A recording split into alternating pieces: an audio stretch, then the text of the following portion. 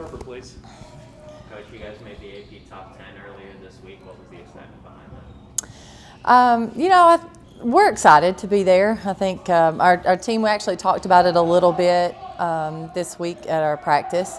I don't know that that's our ultimate goal, but we're excited about how we've played to be able to get to that point. Coach, how nice is it to have a player like Sarah Puckett that can immediately come off the bench and contribute the way she is? Well, Sarah can do a lot. We can put her in at several different positions. We run plays to her. She can. We can run plays to other people, and she is a very good passer in those situations. Was just thinking about it this morning and how versatile she is, and how much we need her. And I'm so proud of her. She's given us exactly what we thought we would get. Other than lane, what makes Tamari Key such a great shot blocker? Right now, Tamari has good timing. Obviously, her size is really important. Her arm length, not just how tall she is, but her arm length is a big part of that. But here, as of late, her positioning has been really good. She understands when she can come off of a post, when she needs to stay back, and she's quick to the ball.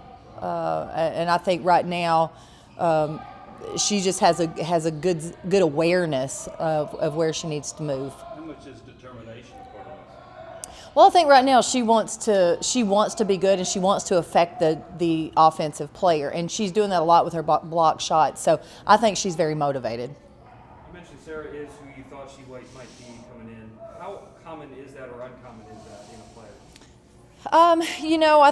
I think coaches usually have a pretty good idea of what they're going to get from players with their backgrounds, but you never know. And so, to have a player come in and be who she is, it's really exciting, really, really exciting. And I think a lot of that has to do with her background, how hard she's worked leading up to coming to college. But also, I think a lot of it is our veterans and how welcoming and how helpful they have been to our entire freshman class. Sarah's kind of an example of some offensive progress that this team is making. Where do you think about where you guys are at right now there, and where do you still want to see some positive movement? We can still get better offensively. There's no doubt about it. There's still plenty of room for improvement, whether that be in terms of our screening, our shot selection, just our overall execution, our timing, being on the same page, so communication. I could probably go on and on. Shooting. There are a lot of aspects of our offense that we can continue to work on, and we are. We're still putting a premium on improving in that area. Are you frustrated with the free throw shooting? Because you've talked about that they do it in practice, and it doesn't seem to be translating, I would imagine, like you want it to. Have you dealt with that before with other teams? What do you do in this situation? When your team is not shooting free throws well and they're capable, I think you do several different things. You practice it more, you talk about it, then you stop talking about it, don't mention it at all. You're really going to try a little bit of everything, and they're capable. They literally have to walk in there and knock them down. And this is one of the first times that I've actually talked to the team about it. What do you need?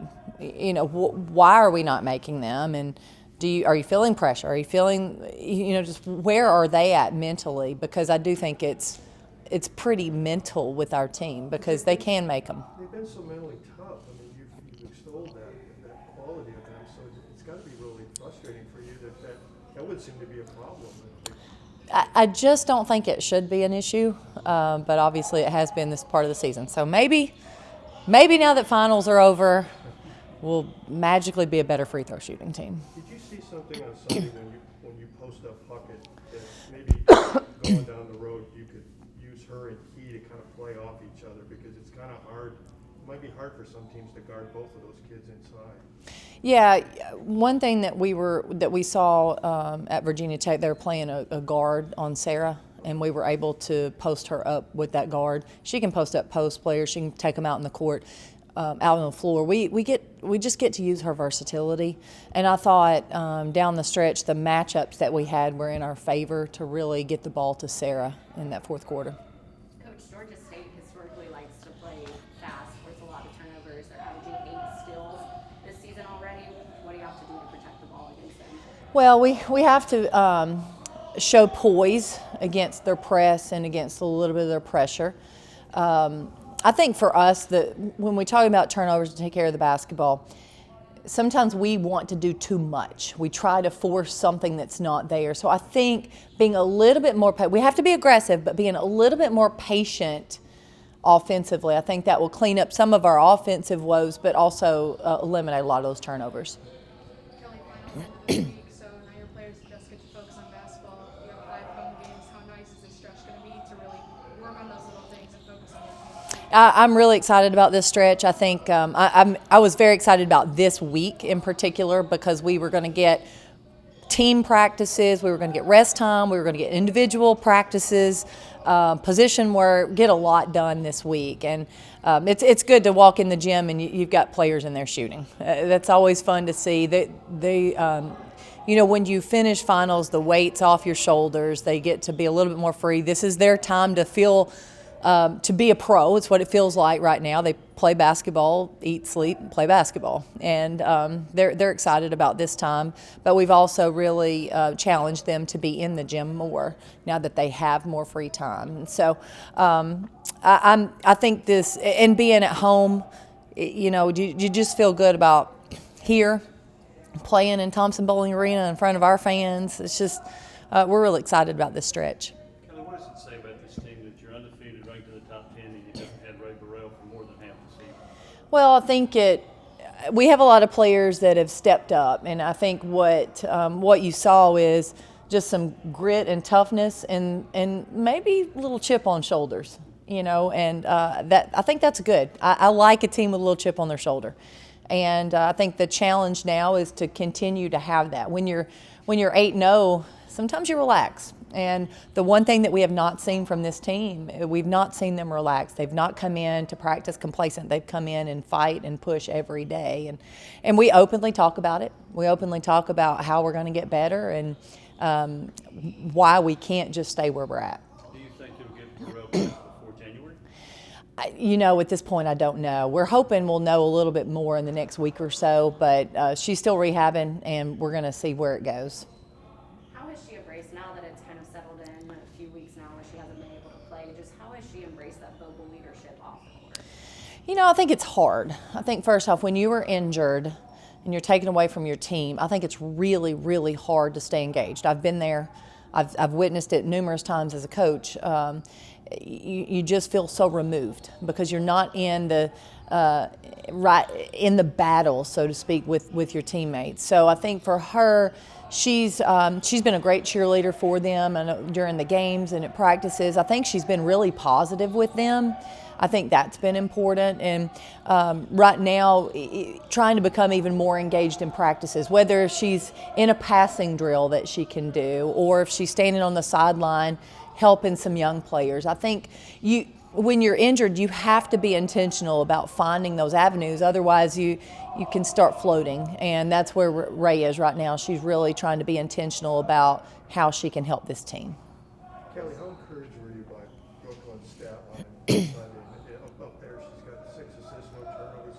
Does that give you maybe a little higher ceiling for her a little earlier this year? Well, I'll be honest with you. She's played well for us. We've needed what she can bring, and I think what we've seen from day one was her defensive presence on the ball in particular, setting the tone with her aggressiveness, utilizing her quickness. But now she's really developed some poise about her offensively, a little bit of confidence in running the team and moving people around. Her voice is a little bit stronger, I think, as a point guard on the offensive end. So that's good to see. I think that's her personality. And with her playing well and finding teammates, I think that just gives her a little bit more confidence and probably continuing to see her grow. That's where I think we'll go with her. We saw the fans in practice course with Texas. With these next 2 home games approaching, what is Oh my goodness, come watch this team. This is a team that, to me, is easy to embrace. They're just going to give you everything they've got, and they leave it out on the court, and fans want to see that. They want to see some passion and fight and toughness. And that's why I think, our fans love this basketball team in particular. So, we have a solid product. We're on a win streak. This is the time to get out and see this team play. Coach Sarah Puckett said that she can tell in practice that you truly have the team's best interest in mind. What do you feel like you do in practice that the team feels that way? Oh, we try to be open with them and talk to them about specifics, what we're trying to do.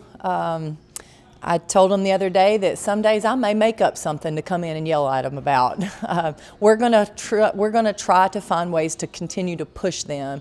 But I don't think they can feel that unless they know you love them, unless they know that you genuinely care about them as human beings. And we do. We love these girls, period.